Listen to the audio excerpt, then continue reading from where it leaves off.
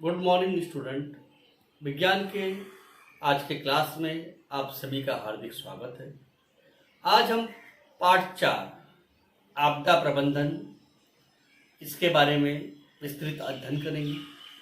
पिछले क्लास में हमने आपदा प्रबंधन में आपदा क्या होता है, बाढ़, भूकंप, दावानल, आंधी तूफान, इसके बारे में जानकारी प्राप्त किया।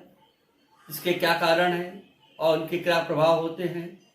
इसके बाद हमें आपदा प्रबंधन ये उपाय इन पर हम क्या उपाय करेंगे, कैसे इनका प्रबंधन करेंगे, उसकी जानकारी प्राप्त करना है। तो आइए देखते हैं पहले आपदा प्रबंधन क्या होता है। आपदा प्रबंधन जन सहयोग और आपदा प्रबंधन के बीच बहुत समीपी संबंध है कि आपदा का जो प्रबंधन है बिना जन सहयोग के संभव नहीं है। जन सहयोग के द्वारा ही ये संभव है। आपदाएं को टालना, उनका सामना करने की योजना तैयार करना तथा इसके लिए क्षमता प्राप्त करना, इन्हें समग्र रूप से आपदा प्रबंधन कहते हैं। तो आपदा का प्रबंधन करने के लिए सरकार ने कुछ कॉन्टेक्ट नंबर भी दिए हैं। पिछले क्लास में हमने देखा था कि राष्ट्रीय आपदा प्रबंधन प्राधिकरण संस्थान की स्थापना सन 2005 में हुई। पुलिस के लिए नंबर दिया गया था 100। इसके बाद अग्निशामक दल के लिए नंबर है 101, एम्बुलेंस के लिए नंबर 102 और आपदा नियंत्रण कक्ष के लिए 108 नंबर निर्धारित किए गए हैं। कोई भी आपदाएं होती है तो हम इस नंबर पर संपर्क कर सकते हैं।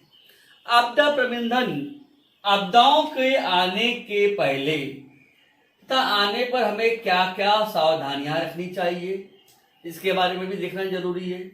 तो हम कोई भी आपदा आती है तो उसके लिए क्या सावधानी रखेंगे, आपदा आने के पहले या आपदा के समय हमें क्या सावधानी रखनी है। तो नंबर 1, रेडियो टीवी पर आने वाले समाचार पर ध्यान रखें। रेडियो पर और टीवी पर पहले से ही समाचार दिए जाते हैं, उस पर हमें ध्यान रखना है। मौसम विभाग द्वारा दी जाने वाली सूचनाओं का ध्यान से सुनना है। एक वेबसाइट आती है, इसका नाम है www.imd.government.in। इस पर हमें जानकारी प्राप्त करना है। बादल फटने पर या चट्टाने ढहने पर पहाड़ी की तलहटी के पास न रुके। यदि बादल फटती है तो हम क्या करना है, या चट्टाने ढहती है तो चट्टान से दूर चले जाना है। बाढ़ के समय बहते पानी के प्रवाह में न जाएं या हम अपने वाहन को पानी में न ले जाएं। और बाढ़ के समय पानी जब ज्यादा आता है तो ऊंचे स्थानों पर जाकर रुके। भूकंप के समय रास्ता आगे का कैसा है उसकी जानकारी अवश्य प्राप्त करें। सहायता केंद्र जगह जगह पे बनाए जाते हैं, छावनियां बनाई जाती है, वहां पे हमें आश्रय लेना चाहिए।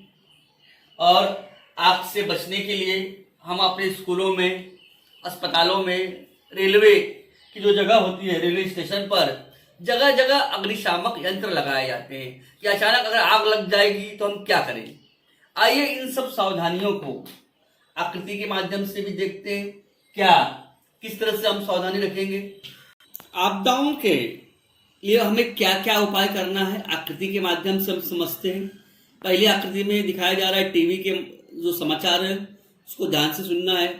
गवर्नमेंट की जो साइट है www.imd.government.in, इसका उपयोग करना है। और तीसरा जो यहाँ पे तुम देख रहे हो कि बैटरी पर चलने वाले रेडियो और मोबाइल का उपयोग करना चाहिए कि बैटरी पर चलने वाले रेडियो से हमें जानकारी प्राप्त हो जाती है। और अगली आकृति में देखिए, आपदा के समय उपयोग में लाए जाने वाले सहायता केंद्र, यहाँ डॉक्टर है, ये सब मरीजों का ध्यान दे रहे हैं। ये मतलब आपदा के समय हमें छावनियों में आश्रय लेना चाहिए, सहायता केंद्रों पर जाना चाहिए। वहाँ पे औषध और पैकेट की खाने के पैकेट की व्यवस्था की जाती है, प्रथमोपचार की व्यवस्था की जाती है, उससे हमें शीघ्रता से सहायता मिल जाती है। इसके अलावा यहाँ आप देख रहे हैं कि उपाय, आग लगने पर हमें क्या करना है, अग्निशामक यंत्र का उपयोग करना है, चाहे विद्यालय हो, चाहे अस्पताल हो, चाहे रेलवे स्टेशन हो या कोई भी स्थान हो, जहाँ पर अगर आग लगती है तो हमें अग्निशामक यंत्र का उपयोग से हम उस आग को बुझा सकते हैं। यहाँ पर देखिए, अचानक जब भूकंप आ रहा है तो ये बालक टेबल के नीचे छुप गया है।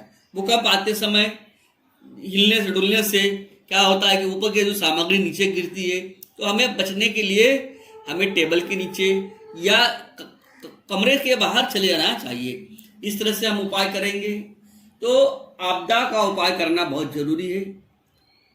आइए आगे देखते हैं, कुछ प्रथम उपचार के बारे में जानकारी प्राप्त करेंगे। तो हमने आपदा के समय, आपदा के बाद या पहले क्या सावधानी रखनी चाहिए हमने देखा। अब हम कुछ जो हमारे सामने आपदा आती है, समस्याएं आती है, उसके लिए क्या प्रथमोपचार करना चाहिए। डॉक्टर के जाने के पहले हमें स्वयं क्या उपचार करना चाहिए, प्रथमोपचार क्या होता है, उसके बारे में देखेंगे। और कुछ जो समस्याएं हैं, जो आपदा है, जैसे कि अगर हम चोट लग गई है, बाहर रक्तस्राव हो रहा है, पैरों में रक्तस्राव हो रहा है, चाहे हाथों में रक्तस्राव हो रहा है, उस समय हमें क्या करना चाहिए, क्या उपाय करना चाहिए। तो आग लग गई, जल गए, जलने के बाद तुरंत हम डॉक्टर के पास तो जा नहीं पाएंगे। उसके पहले हमें क्या उपाय करना चाहिए घर में। झुलस गया कोई व्यक्ति हमारे घर में, तो हमें क्या उपचार करना चाहिए। कभी कभी अधिक गर्मी होने से भी उष्माघात होता है। उष्माघात होने से बहुत सारी समस्या उत्पन्न होती है, तो उस समय भी हमें क्या उपाय करना है वो देखेंगे। सर्पदंश, अचानक सांप के काटने से भी जहरीलापन आ जाता है, उसके लिए क्या उपाय है। और कुत्ते के काटने से, चलते चलते बच्चों को, आदमियों को कुत्ते काट लेते हैं, तो उन पर हम क्या उपाय करेंगे। क्रमबद्ध प्रत्येक के बारे में जानकारी प्राप्त करेंगे और उनके उपाय के बारे में चर्चा करेंगे। आइए इस सब का जानकारी चित्र के माध्यम से उसका हम जानकारी प्राप्त करेंगे। प्रथमोपचार पेटी है, हर व्यक्ति के घरों में प्रथमोपचार पेटी होना आवश्यक है। और इसमें जो प्रथमोपचार की जो संबंधित दवाइयाँ हैं, मलहम पट्टी है और अन्य जो दवाएं हैं, ये सब इस प्रथमोपचार पेटी में होना आवश्यक है। क्योंकि अचानक कभी भी कोई समस्या, कोई आपदा घटती है, तो उस समय इस प्रथमोपचार पेटी का उपयोग किया जाता है। तो सबसे पहले हम, अब बाह्य रक्तस्राव हो रहा है, पैरों में चोट लग गई है, उस समय हम क्या उपाय करेंगे, आइए आगे देखते हैं। इस व्यक्ति के पैर में रक्तस्राव हो रहा है, तो उस समय हम क्या उपाय करेंगे। तुरंत डॉक्टर के पास तो जा नहीं पाएंगे, तो उस व्यक्ति को सबसे पहले हम आरामदायक स्थिति में बैठाएंगे और उसको लिटा देंगे। या तो रक्तस्राव वाले अंग को, जहां से खून बह रहा है, उसको पानी से अच्छी तरह से साफ करेंगे और उसे हृदय की अपेक्षा ऊंचे स्तर पर रखेंगे। तो हमें क्या करना है, उस व्यक्ति को आरामदायक स्थिति में बैठाना है और उसके घाव को, उसको अच्छी तरह से पानी में क्या करना है, उसको साफ करना है। इस तरह से हम प्रथमोपचार कर सकते हैं। उसके बाद हम डॉक्टर के पास उसको ले जाएंगे, उसकी मलहम पट्टी करवाएंगे। अगली समस्या देखते हैं। यहाँ पर आप दो आकृति देख रहे हैं। पहले आकृति में यह बालक जल गया है और दूसरी आकृति में यह बालक बुरी तरह से जला हुआ है। तो इसको जलना कहते हैं और इसको झुलसना कहते हैं। जलना मतलब सामान्य रूप से जलना और गंभीर रूप से जलना, ये दो अलग अलग जलने का रूप है। तो हम जलने पर, सामान्य रूप से अगर हम जल जा रहे हैं, घरों में भी हम लोग सब्जी बनाते समय तेल का छिटका उड़ जाता है तो जल जाते हैं, उस समय हम क्या सावधानी बरतेंगे। तो आइए क्या सावधानी बरतना है। सामान्य रूप से जलने पर घाव वाले अंग को पानी से धोवो अथवा पानी में डुबोकर रखो। पीने के लिए पानी देना है। रोगाणु रहित पानी के घोल में कपड़ा भिगाओ तथा उससे घाव को हल्के हाथों से पोंछो। तेल युक्त मरहम मत लगाओ। घाव को सूखे ड्रेसिंग से ढक दो। तो मतलब सामान्य रूप से जलने पर हमें क्या उपाय करना है, उसकी जानकारी यहाँ दी गई है। तो बालक गंभीर रूप से जल जा रहा है, उसके लिए क्या उपाय है यहाँ पे देखिए। सबसे पहला है उसको मानसिक रूप से सांत्वना देना है। क्या वो पूरी तरह से डर जाता है, आग लगने पर उसको मानसिक रूप से क्या करना है, सांत्वना देना है। रोगाणु रहित कपड़े से, मतलब ऐसा कपड़ा यूज करना है जिसमें कोई भी धूल मट्टी न लगा हुआ हो, रोगाणु रहित कपड़ा हो, से जले हुए भाग को ढक देना है।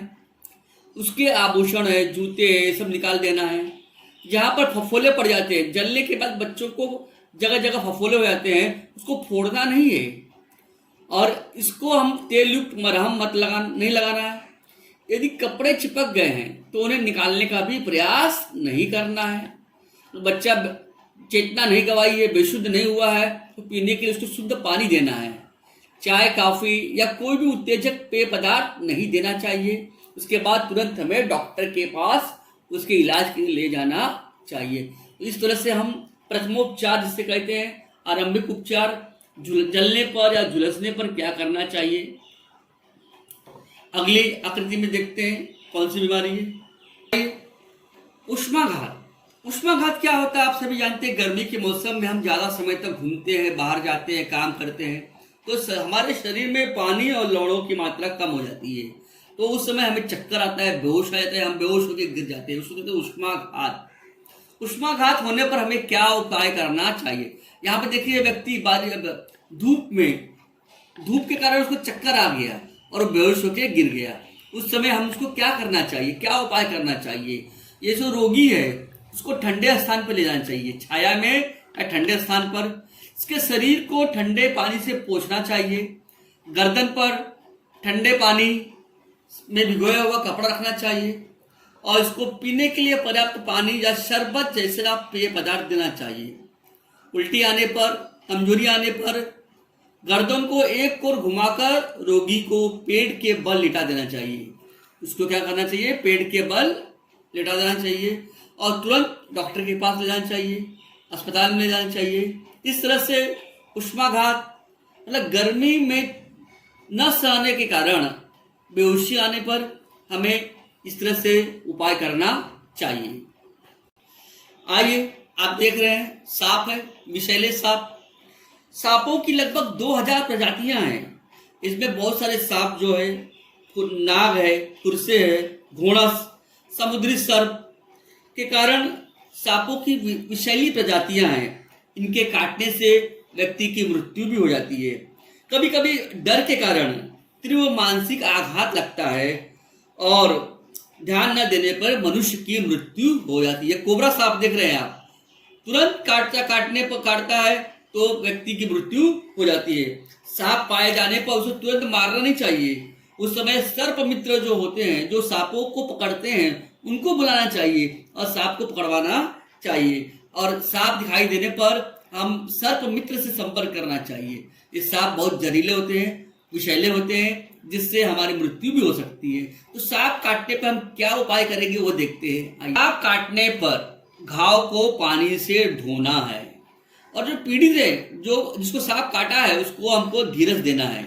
जहां पर घाव है, जहां पे काटा है, दंश के ऊपरी भाग को, कब ऊपरी भाग है जहां काटा है उसके ऊपर, यहाँ पे देखिए यहाँ काटा है, इसके ऊपर भाग को हमको कपड़े से कसकर बांधना है और तुरंत डॉक्टर के पास ले जाना चाहिए, क्योंकि सांप काटने पर बहुत जहरीला होता है, व्यक्ति की मृत्यु हो जाती है। इसलिए जहां काटा है उसको ऊपरी भाग को कपड़े से बांधकर डॉक्टर के पास ले जाना अनिवार्य है। आप देख रहे हैं कुत्ते का काटना। कुत्ता काटने से मनुष्य के शरीर का रक्त दूषित होने का खतरा रहता है, इसलिए प्रथमोपचार तथा चिकित्सीय सहायता की आवश्यकता होती है। क्या उपाय करेंगे आइए देखते हैं। यहाँ पे देखिए, ये कुत्ते ने काट दिया है, जहरीला कुत्ता है, इसका दांत बहुत बड़े बड़े हैं और इसके लिए हमको जब काटने पर तुरंत घाव को रोगाणुनाशक घोल अथवा पोटेशियम परमैंगनेट के पानी से धोना चाहिए। घाव पर सूखा कपड़ा रखना चाहिए और डॉक्टर से इलाज कराइए। एंटी रेबीज इंजेक्शन लेना जरूरी है।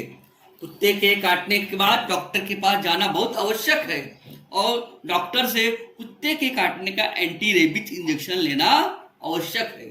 तो आपने देखा कि हम आपदा के समय पर क्या क्या सावधानी रखना चाहिए। आज हमने इस पाठ में अध्ययन किया है और आज का पाठ हम यही समाप्त करते हैं। धन्यवाद।